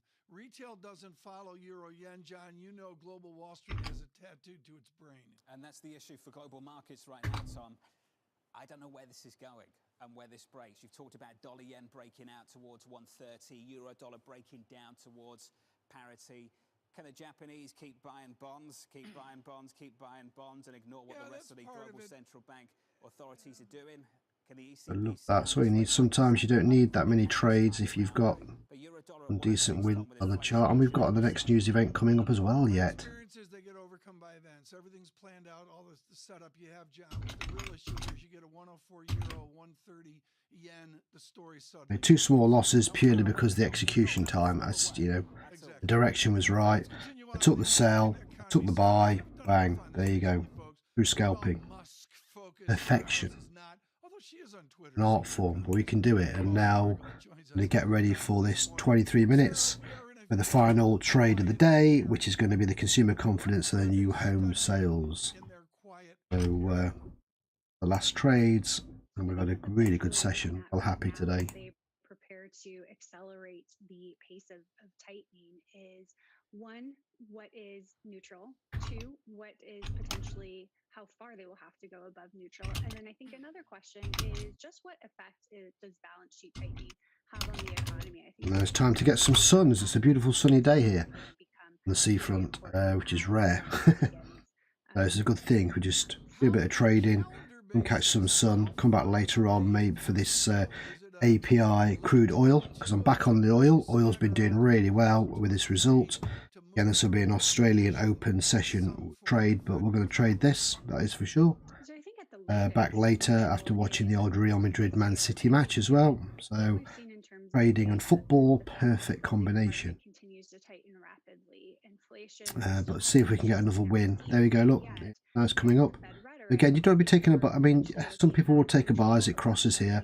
And the neutral is you've got resistance. It's going to push down, going to push up. Got to be quick. You know, wait for the green. There's no panic. This is if I just zoom out, you can see just the correction that we've been waiting for. Said it would be buys. Initial continuation, and then the buys. Wait for green on the screen. Raise. Do you think that will accelerate the growth scare aspect that will actually slow some of the rate hikes that people are starting to price in? Well, so I think we're actually. So I hope some of the team managed to grab some off that as well. So when I think we discussed this growth scare, it's really more a story for 2023. I think, you know, particularly when it comes to the consumer, despite some of the negative real income trends we've seen, there's still a lot of wind in the sails for spending. So both if you think about it from, you know, the overall strength of household finances, the fact that the financial obligations ratio is at the lowest we've seen since records going back to the 80s, as well as just the sheer pent-up demand we still have for a lot of areas like services. I think there's still a lot of growth here in the near term, but when we look at when does growth get below trend, when do we That's really it. start to see? We don't mind the losses when the losses are smaller than our wins. That's what it's all about. Where that tightening in monetary policy. The RSI dipping back in now, you see, so this could just be a false break and coming back down again. So, but again, you've got this heavy support zone, remember, that's why price, you know, everyone say, why did it bounce? Well, this is why. The heavy support zone, it just bounced off, it sat on our blue zone, it didn't actually break below it, it just spiked and bang. And this is the spike we want to collect. We did. Also, particularly with supply chains. Right, so I think this is one of the biggest risks we see to the inflation outlook. So, you know, we're all talking about the potential for peak inflation having been reached in. But yes, we're well up today, which is really, really good. On the week, we've actually hit our weekly target. The target, I've actually hit my weekly target in 2 days. So, you know, I can either stop trading or it's just house money. It's been 2 really good days. You know, 3 times more than what I would usually try and scalp. So this markets are just coming back to us a little bit. You know, don't get over cocky. We're going to take losses. Don't get carried away. You know, it's all that. You've got to just. But we had 2 good days. You know, there's nothing wrong in shouting about having good days because you're going to get bad days. So when they do go your way, you want to be happy and give yourself that pat on the back. But don't then just continue trading because you think you're Jack the Lad because you'll give away all your profits. So I'm quite happy with what I've got there. Like I say, I'm just going to take a couple of positions on this final news, and then that's it, done. And if the losses, it's not going to break my day, you know. But hopefully we'll get the position right, you know. NAS, big sell-off, look, as you can see. There was your trigger candle. Look at that right there. There was the NY Open. And no surprise after all the gains from Elon Musk that there was going to be a reversal, a manipulation. Clear people out, go against what Bloomberg and everything is saying. There's no surprise there on a smaller time frame. But that was an easy sell. We get a slew of data. We get economic data from the US government. We also get data from companies as they report earnings. Which data points do you think will be... If you wanted to trade that instead. You don't want to trade everything, but again, that's a nice move. NAS has been performing pretty well. Pretty, I don't say easy, but a lot nicer than gold. I'm steering clear of gold just for now. I'll probably do gold next week when we're on NFP. We'll do a live stream for that, of course. But that's the only time I'll probably jump into gold because it just moves so much that, you know, it's whatever spreads and commission, not a problem. Beginning to moderate if you're looking at it on a 3-month annualized basis. Compensation plans among small businesses have started to come down, and so there are some signs of wage pressures easing, but I think the ECI is the one that the Fed really hangs its hat on, and so whether we do see that begin to moderate, I think is going to have important implications for what they say is some of the more sustainable inflation pressures in the US right now coming from the labor. RSI, look at that dipping right down. I mean, you've got support level there. Let's go back to the 30. There was the reversals. It was a false break, you see. There you go. I thought this was interesting. They quote a House Great. Bought the buy, and now it's a continuation. RSI, look at that kink. You see, this is what we want to see, look for, is these kind of pattern on the RSI. That's what you want to see. Breaks this level, the heavy support, we're going down. Obviously, don't take a trade now. If you didn't catch this while I was talking, this move down, wait now because you could get a reversal. Yeah, and then of course he mentioned the timeout chair yesterday, the idea of moving from banning to timeout and all that. I'm going to avoid that chat, John, but I will say it's immediately politically important. Going into the midterms, Lisa, later this year. I will delve into this. It is a very tricky point. And honestly, we've had a lot of discussion about how over-sensationalized information in Facebook and the feedback loop can distort certain polarizations, right? This has been a big accusation. But what's the remedy to it? Is the remedy worse than the actuality by basically undermining people's faith in what they're seeing? And this is really the hot-button issue and how Elon Musk is going to delve into this effectively and avoid the scrutiny in his other properties. It looks like we're going to get a further drop, possibly. You know, is it going to push down even more? I'm not jumping in because we're only a few minutes away from the final high impact news events, the new homes, consumer confidence. So let's see. Of course, this was a huge liability for them. They had to answer to a lot of the antics that are incredibly controversial on both sides of the aisle. I mean, this is actually a blessing for them. Yeah, you'd think the Republicans, Tom, want the electorate focused on the economic issues of the moment, inflation and all of the above, and not on the former president. I would suggest there are two Republicans. There's a Republican group that is enthused by the reascendance of President Trump, and there's another group that's less so. And again, I'll leave that to the political experts, John, but you know, get out the calendar. It's April. This really fires up after the 4th of July. Let's whip through the price action for everybody just tuning in on the S&P. We are slightly negative by 1/3 of 1% on the Nasdaq 100, lower by 1/3 of 1% also. Yields keep coming a little bit lower, sub 280 in the last 24 hours. We're down another 3 basis points this morning to 278.74. And we haven't talked much about China, but crude is slightly positive. We reclaim a 98 handle at 98.69 after having a little look at 97, 96, and maybe threatening to go even lower in the last couple of days. Lisa, China, the PBOC, pledging economic support. Every time the market gets into a little bit of trouble, that's the kind of verbal intervention you can expect. Yeah, they also really eased some of the FX holdings at banks in order to facilitate some of the trade and actually create less of a move, less of a weakening in the UN. I gotta say though, what can they do? Can they do enough when their entire economy might be shut down? How much of that China story do you think underpins that move in treasuries in the last couple of days? Yeah? I think it's significant. I mean, honestly, what else can you point to? 278.74. on a 10-year. Coming up, Dan Kurtz-Phelan, the editor at Foreign Affairs magazine. Looking forward to catching up with him from New York. This is Bloomberg.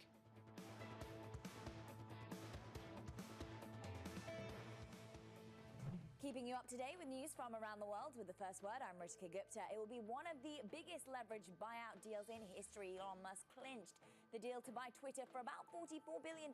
Taking the company private is just the first of what's likely to be numerous changes. Musk has advocated for removing restraints on speech and has cast doubt on the advertising model that accounts for the bulk of Twitter's revenue. President Biden may add a global food aid request to the military aid package for Ukraine that he 30 minutes to go. The war has disrupted exports of wheat, corn, and other floods from Russia and Ukraine. US-30 is looking to break. Heavy support wants to push. It just got a little kink look, so again, just wait. This is the good thing about our points of interest. Wait, it's a heavy support zone. Much chance of it bouncing up as it is breaking, so probably more. So we want to see breaks, and obviously our grid will change as well. But as you can see, we've had a nice big sell-off. Been kind of no major correction back to these levels here. And Beijing has begun mass coronavirus testing of millions of its residents. It's part of an Again, I'm just gonna arrows out, ready for out of control in the Chinese capital. Nearly 20 million people will undergo 3 rounds of COVID testing through the weekend. Securities and Exchange Commission Chair Gary so we've got our next arrow in there. idea aimed at increasing transparency in fixed income markets. So I'm not going to put it as, I don't know if it's a buy or sell, we don't know. Here we'll go with consumer confidence, but like I say, it's all powered by more than 2,700 journalists and analysts in more than 120 countries. I'm Ritika Gupta. This is Bloomberg. same, hopefully, the consumer confidence and the home sales news. 12 minutes to go. You choose whether you want to choose NAS or US-30 or gold or risk. As we've had a good session on the US-30, we're sticking with US-30. That's the thing. If you want to roll with something and you're following it and you find the patterns, then don't switch around. No matter how good something else looks, if you've not followed it for the day, then you just don't know. We've seen the pattern of what the US-30 has been doing, how it's ranged, how it's dropped, how it's going, with the against the news and stuff and everything. So might now go with the news on the way back if this is a better than expected result, which it is expected to be, along with the better news on the home sales, and we could see a push up. We could see a break back to our neutral daily pivot. Yeah, and we could see this. It's no guarantees. I'm not saying it's going to be that. I'm not asking you to set pending orders. I'm just saying just wait and follow and see. But we've definitely had a bounce. This is a heavy zone. This looks like it could be the end of the sell-off. We're going to get back to this kind of level. You can see here, look, the blue zone, how it holds support, broke, and now could be resistance. Don't enter any trades. There's no need to. So there's no need to risk what we've made today. We look at crypto. Let's have a look. Favorite DOGE, of course. We've just dropped down to 15. It was at 16. It peaked at 17. Again, this is all to do with Elon buying Twitter. When you think space, you probably think one space agency. See here that Bitcoin's just scraped above 40,000 at last. Which is surprising considering what the European Space Agency has achieved and how vital it is to the global space industry. We've collaborated with pretty much everybody who is involved in space exploration. But ESA wants to be a leading force in furthering humanity's mission into space. Commander Ground, do you copy? Copy. If we want to have a successful human mission to Mars, we are going to have to learn to live and work off-world in a different way. The place where we are going to learn to do that is on the moon. ESA help humanity take its next giant leap. So we set again. Back to US-30. And again, yeah, look at that. See, just caught in a nice little range now. It's where we want it to be. It's trapped on that heavy support. So if the news is good, we might get a nice juicy push up to finish the day with a nice buy. You measure the gap on even the trend line to the blue zone. We've got 46 potential, 400 points, 40 pips or whatever. So, you know, more than enough. I'm only going for 10. Like I said, try and stick to that. So, you know, even that is a good moves.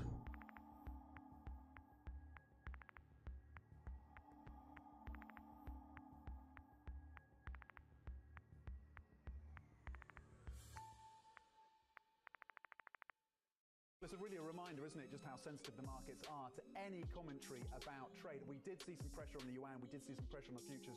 That is now being reversed. Crypto, you have a world of young people that want their own financial system and their own culture. And it is very powerful, and I'm a big believer in it.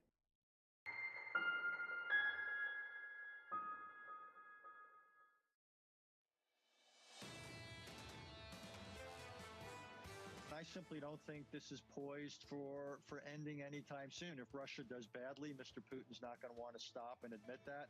If Russia does well, he's going to want to press his advantage. I just don't see the preconditions here of a successful negotiation anytime soon. To the contrary, I think one and all would be wise to prepare for a very long war. That was Richard Haas, the president of the Council on Foreign Relations from New York City this morning. Good morning. Equity futures on the S&P and on the Nasdaq, negative a third of 1%. Yields lower by 3 basis points, 278.93. In the FX market, we've talked about it a lot. A 106 handle on euro dollar, 106.92, negative 0.2 there. And crude essentially unchanged at 98.59, call it 98.60. Here's a number, a very, very depressing, uncomfortable number. As many as 8.3 million refugees are expected to flee Ukraine, Tom, by the end of this year, according to the UN Refugee Agency. It is a humanitarian issue, and it is, of course, front and center for too many. Long ago and far away, think February 21st, I stopped and read Robert Kagan in the Washington Post, what we can expect after Putin's conquest of Ukraine. It was mesmerizing at the time as we were in shock of a new war. The war is not new anymore. Daniel Kurtz-Phelan, editor of Foreign Affairs magazine, has put together an absolute tour de force. Get the hard copy. This is the single best issue in years and years and years, maybe, Dan, since the last time you had a war to write about. Let me start with Kagan right now, and he speaks with eloquence about the endurance of the American experiment. How enduring are we right now? Bob Kagan, in this trenchant and provocative and challenging piece called The Price of Hegemony, looks at Ukraine in the way it kind of changes the debate about American power and the use of American power. We've spent 2 decades really focused on what we used to call the forever wars on Iraq and Afghanistan, on some of the misuses of American power. And what I think Ukraine has thrown into sharp relief for a lot of people is that we're in a very different world where we're facing these great power challengers. This is not the kind of war that we've been focused on for recent years. And that puts this question of how America should use its power into a Like I say, still on that zone. He would like to see an expansive use of U.S. power, but Ranging, waiting for this final news event. 5 minutes to go, guys. foreign policy and in some ways U.S. politics for a while now. Kotkin at Princeton, who folks owns the high ground on a guy named As Stalin. fell off the planet there, look, as you can see, heading towards that heavy support. RSI 7, so juicy drop on NAS, really hitting back, and he gains it. So Steve Kotkin is one of the great historians of Russia, and I think what is so powerful about this piece and about his writing more generally is that he steps back from the focus that all of us have now on Putin and on Ukraine and sees this much larger challenge of Russian power and how Russia fits into Europe. And when Kotkin looks at it, he sees patterns that extend, that don't change fundamentally in 1989 when the Cold War ends, but really extend across these decades. And say it's a good trade if you jumped in on any of this. Longer term challenge, Perfect. even if Russia is defeated in Ukraine, that does not change the basic. Came out the zone, you could have held, you could have got in there, you could have taken 2 positions, maybe 3. Easy. When it's like this, it's as easy as it can be, really. It's going to get in. It's not always like that. Is US-30 going to follow suit? Is this going to break? Come down? Is consumer confidence news going to be good? It's going to be worse. Are we a day of all red? Who knows? As you were just noting, has been terrible for so final trades to end our session. Russian soldiers and Ukrainian troops. We're in a new phase now, in that we're going to be dealing with the long game here, and that's going to be more challenging. Right, got 3 minutes to go. We'll stick on this. Wait for the countdown. Good luck, everybody. Surprised everyone. The Ukrainians surprised everyone in the early phases of this war. The West surprised everyone with the force of its response, whether it's the sanctions or just the amount of military assistance that has gotten into Ukraine in the last couple of months, including from European powers that did not seem particularly comfortable with this kind of power before. But the question is, how long are these populations going to be able to sustain this kind of pressure, this kind of focus, especially as the economic pressure starts to really set in? You have people who are willing to deal with higher energy prices for a certain amount of time. The politicians start to get scared. In the US as midterms approach, in Europe as logged in. We're just making sure everything's good. Yep. This economic fine. Keeps affecting populations. So it's going to be really a long struggle, and keeping up that kind of pressure, keeping the international coalition together, is going to be really challenging diplomatically and economically. 2 minutes to go, guys. US-30 trying to break. Look, don't be tempted, because like I say, if the news is good, we could get a push up. Just don't be trading around any news events. Wait for the result, no matter how good the setup looks, because I've done that. I know you could nip in and out, but sometimes when you want to nip in and out, market decides to hold your trade, and you just end up and if you've over leveraged, then obviously you can't enter on the news event, so you screwed yourself 2 ways. So just wait. Love this picture. This is great. I'll put this on my Instagram. So I like to see when we've had nice, smooth news trading, and now hopefully we're going to get the final one. What happens to all these small countries looking at Chinese or Russian power if we don't uphold this norm in Ukraine? So if you're sitting in Southeast Asia, or you're sitting in Central Asia. So 2 minutes to go. Remember, we're looking ideally for everything to be the same color, green or red, and we'll take the corresponding trade once we get the confirmation. We see a move in the RSI. The downside, which is obviously price action wants to do, looking at it, or that little pullback, our blue zone, which would be 27, 170 points. Really looking for 100 to take our money. So either way, I'm happy, chap. Just want to make sure we enter. 2 minutes to go. Bloomberg really kind of ignoring it all at the moment, focusing on the Ukraine. Of this war right now, this whole I'll even mention the consumer of a greater conflict, and it can matter. be Eastern We're on Europe it. to Finland.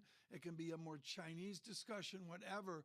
But that speaks to the delicacies that do fold into the market barometer. Any headlines from that news conference as it starts? I'll bring them to you. Be sure of that. Yeah, here we go. Countdown's begun. Good luck, everybody. Who's looking to hike rates 50 basis points in May, saying a peak of around 6%, 6% to be precise, is fairly realistic.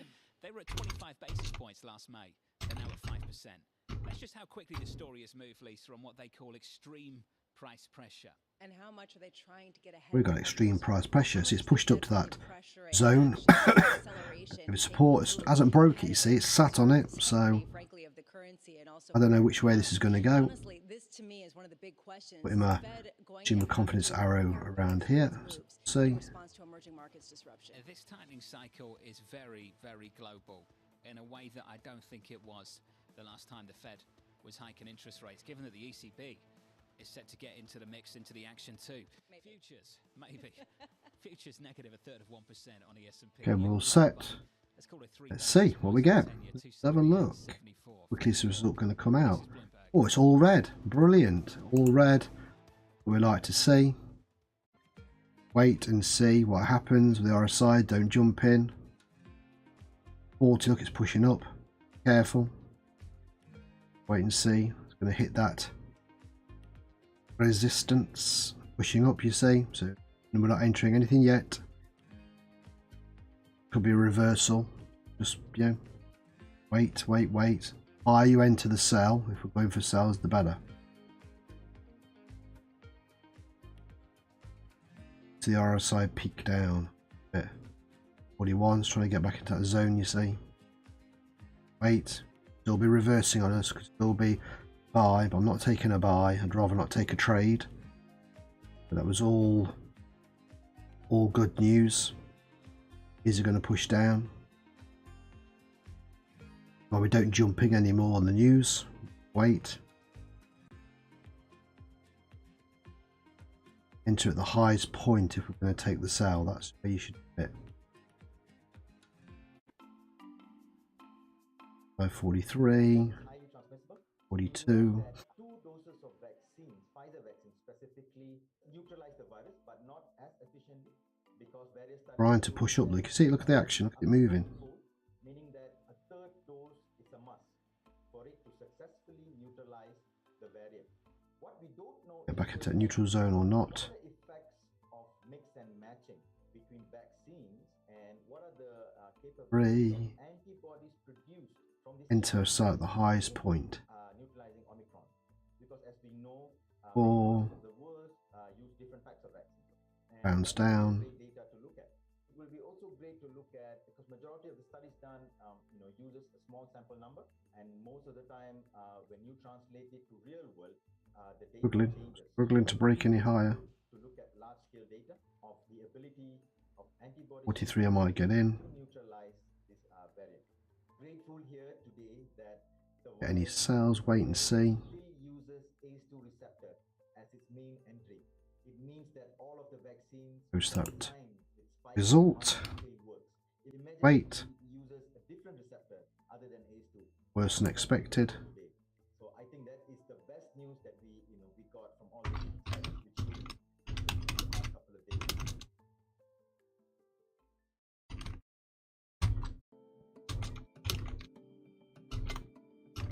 I could buy at the moment, but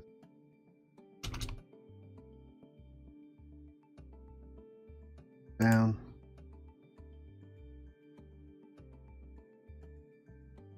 US-30 just completely going against the news, you see, on every pretty good, you know. Well, it does, that's what it does.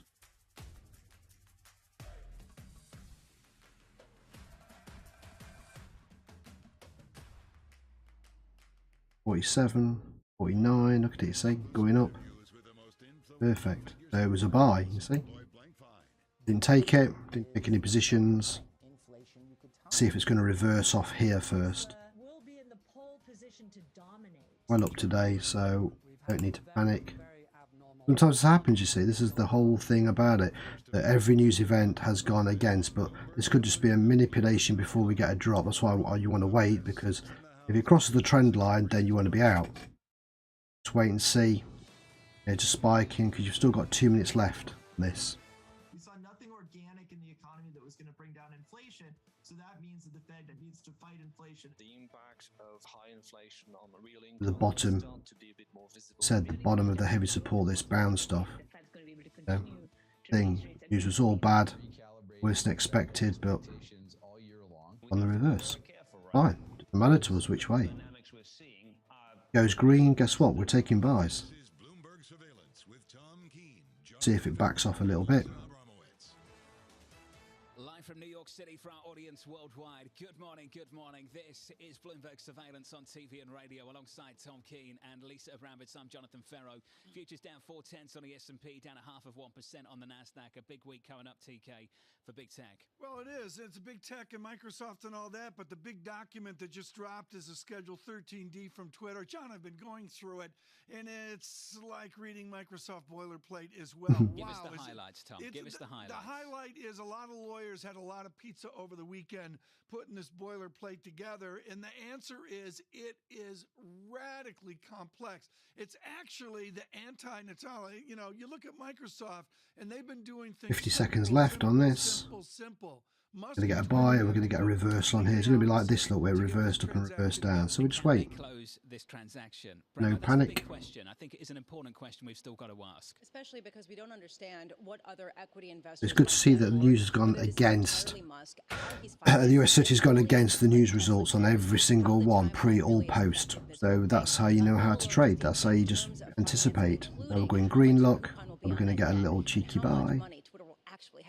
And with all that in mind, is this going to be a for-profit business? Or So is this going to pull back, bang, back down again to our heavy support? Or is this the retreat up? Then I'd suggest that it has to be the former and not the latter. When you have a leverage Our side just poking. crusade, you have to actually pay back the debt, and that is going to be the real question. What is that plan? How much can you value this company at $44 billion when there were no other bids? And frankly, the board said, yes, can we have another? Speaking of earnings out already this morning. PepsiCo decent. There it is, look, there's the push up. TK UPS doubling the So this is consumer target in 2022 to $2 billion. A beat as well on adjusted EPS, $3.05. The estimate, $2.88. I'm so busy looking at this Twitter document. I missed that, John. And I tell you, UPS is important, John. I've always said this. See if we get any pushback. What FedEx, what UPS in Europe, what DHL does, it really matters is a tone of the economy. After the close, we'll hear from Microsoft and we'll hear from Alphabet as well. Let's whip through the price action for you. Google. We're down 0.4% on the NASDAQ. We're down 0.5%. Meta coming up tomorrow. I can't get used to So took no trade on this, like I say, because I was looking to take the sell, and I'm too low. I don't want to take a buy when I'm sat on these zones here. You know, first green on the RSI for quite a while. Look, so Folks, you're wait. going to really lean forward, Global Wall Street, and listen to Jordan Rochester triangulate this. And what it means, John, is euro-yen has been strong yen, weak euro for the last 18 or 20 Like I say, we've had a good hours. day. We don't want to risk our profits. So you don't always enter on every news event. If it doesn't go the way you predicted, then obviously you don't take the trade. It's as simple as that, you know. Lisa, another thing we've got to talk about is crude, up about 1/3 of 1%. Maybe the story supported this morning by China pledging to offer some economic support. How much can they actually come in and stave off some of the economic weakness that has been spurred by lockdowns in their major cities? How much are we going to see that continue? Today, what I'm watching really is the negotiations. Just getting that rejection off that zone there, look now, which is good. Antonio Guterres is visiting Moscow. We're getting images from that. NATO Secretary General Jens Stoltenberg is going to be speaking around 11:45 a.m. He's been speaking with Ukrainian security officials. How much do we get a sense of some sort of resolution to this, or do people continue to sort of dig their heels in and expect a protracted war and conflict there? Today, we also get a slew of U.S. economic data. Want to focus on one point, and that is the housing data that's coming out. We're going to be getting home price data coming out around 9 a.m. How much do we see a real acceleration in the price of homes, even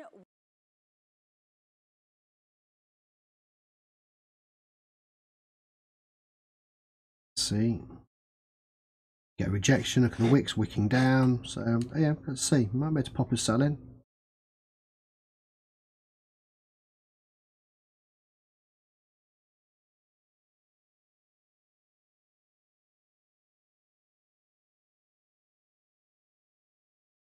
Going 2 hours, so into our stream. Say we've done really well today. Good 25% up for the day, about 25% up for the day, so I'm well happy with that. Just going to post this and see if we get action. This.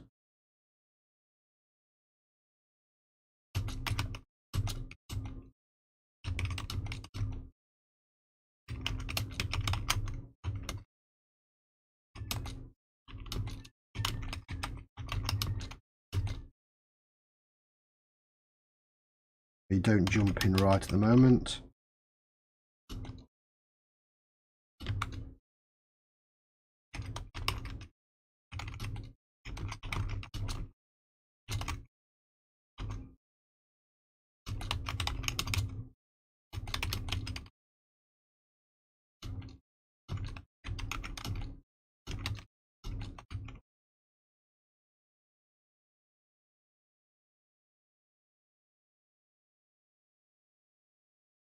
Look, it's going to click and bounce down. We'll see, but that's a good. Take a screenshot of that so I can post this on Instagram.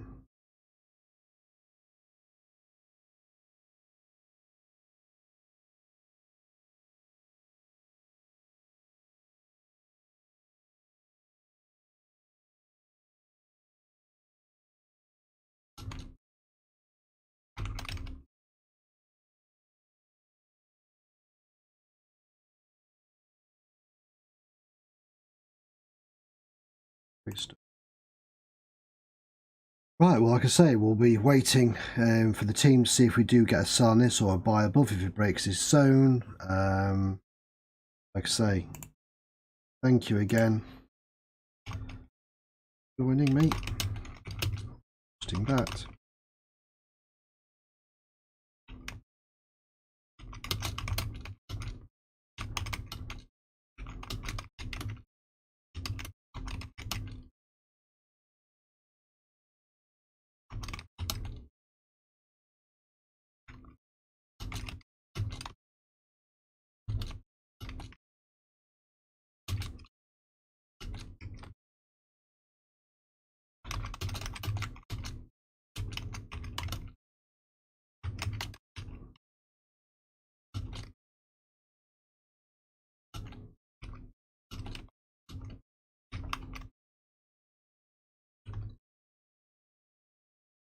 A little bit now, look. Okay, so until the next live stream, which will be tomorrow, trade safe, take care, thanks for joining me.